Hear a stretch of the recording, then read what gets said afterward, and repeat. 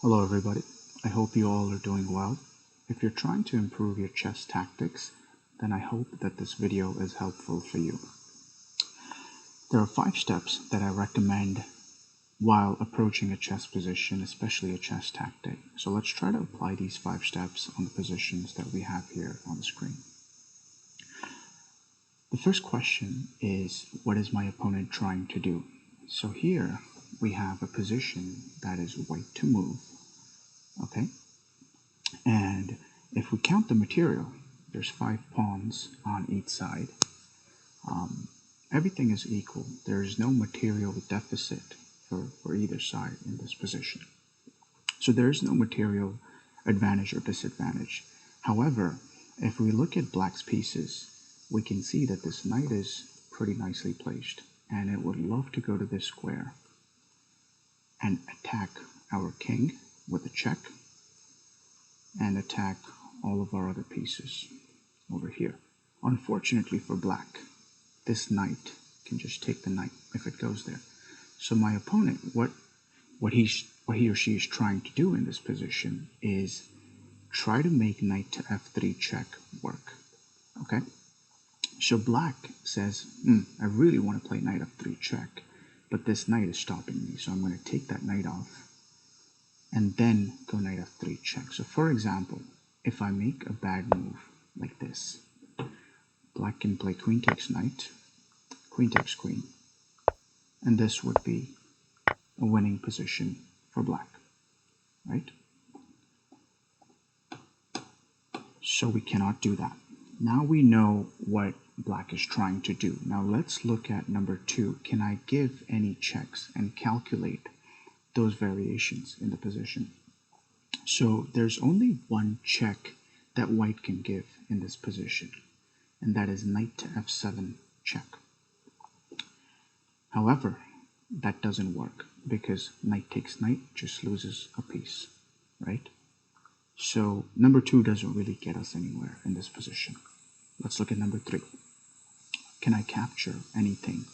There are 2 captures, 1 and 2. Knight takes pawn. Black's just going to take the free knight, and we don't really have anything. Knight takes pawn, king takes knight, and we could maybe give a check, but there's not much we can do here, right? So that doesn't accomplish much. However, we did notice that in order to make this check work, which would attack the king and the queen, this knight was a problem. So if we capture that knight, regardless of which way black takes back, we can make this work. So if black does rook takes e5, for example, we can do the same thing here, right? If pawn takes, knight f7 check, and we win the queen. So in this case, number 3, can I capture anything, is giving us the solution. Okay, let's see the next position that I have here. This is a black to move position, and I would recommend you all to pause the video and try to apply all of these 5 steps that I have listed here to come up with the solution yourselves, and then you can resume the video and we can go through it. Okay? Alright, so I hope you got the answer. I'm sure you got the answer. Let's go through the steps ourselves now. Alright? What is my opponent trying to do? So what does white really want to do here? This square is very tempting for white. White would love to make a move like that work, right? We can see that the material is equal. White has 2 knights, we have 2 knights, 1 bishop each, 1 queen each, so there's no material problems here. White wants to play knight to f6 check and pick up the queen. That would be really nice. However, we have 2 pieces guarding that square. So there's a move here for white that can deflect both of those pieces from guarding that square. If you found it Excellent, good job. White's threat here is queen takes g7 check. Okay? If we take back, well, we have to take back. That's the only move. White goes knight f6 check and wins our queen. So for example, if we make a bad move like pawn to a5, white goes queen takes bishop check, knight takes queen on remove, check. Let's say we move here, white takes the queen, and now white has an extra bishop. So that is white's threat. Okay, can we give any checks? This is one check that comes to mind. Of course, that doesn't work because white just takes our queen. There's another check. That would be really nice. It would be a checkmate if that worked. However, it's an illegal move, right? Because the bishop is pinned. We can't move the bishop. So those two checks, or one check rather, gets us nowhere in this position. However, we did pick up the fact that bishop takes c3 is something that we really want to make work in this position. And we also realize that this queen is stopping us from playing bishop takes c3. Okay, now can I capture anything? What would you ideally want to capture? You want to capture something that is defended by the queen.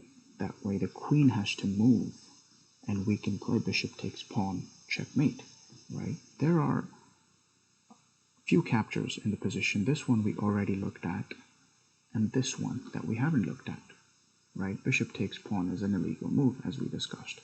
So out of these two moves, we already know that this is not working. If we look at queen takes knight, it looks like, wow, why should I give up my queen, right? I'm not going to give up my queen. However, notice that we're going to make white's queen move, which is going to free up this bishop. Aha. That means this bishop can now go in and checkmate the white king, right? So queen takes knight, queen takes queen, if white takes back, would be a checkmate. If white goes back, for example here, to defend the pawn, then we just won that knight for free, right? We could just move the queen somewhere, for example here, and this is definitely a very easily winning position for black, because black has an extra knight, basically, right? So again, in this position, number 3 got us the answer. Let's say number 3 did not get us the answer. Let's go through steps 4 and 5 for the purposes of this video. Number 4 says, can I create a threat? Right, so if none of these things worked, you would make a natural move that creates a threat in a position, and you would ideally try to stop what your opponent is trying to do, right? So that's what number 4 is. And number 5 is basically saying that, hey, combine everything. Don't just make a move for yourself. Acknowledge what your opponent is trying to do and make a move that combines attack and defense at the same time. Okay? So I really hope that this video is helpful for all of you out there, especially for those that are just starting out in chess. It can become very intimidating when you see a lot of chess tactics out there, and it can become quite confusing. So my hope is that these 5 steps kind of provide a structured approach for all of you. And yeah, best of luck. Thank you. Bye-bye.